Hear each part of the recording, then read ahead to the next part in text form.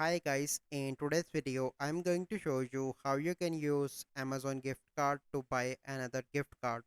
So first step you need to do is to open any browser and search for Amazon gift card.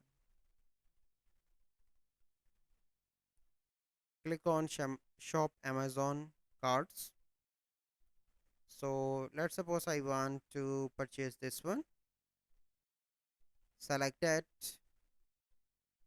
and here you can select the amount. Okay, so click on buy now. So add the email, so I'm going to add an email.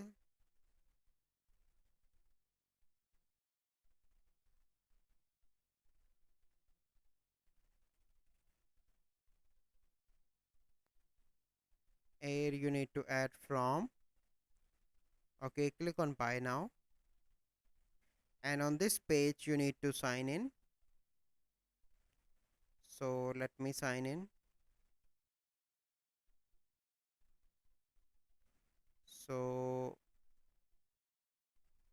okay, so I do not want to enter password, so basically you need to enter your password here, and on the next page you simply need to add your Amazon gift card details to purchase, to make this gift card purchase.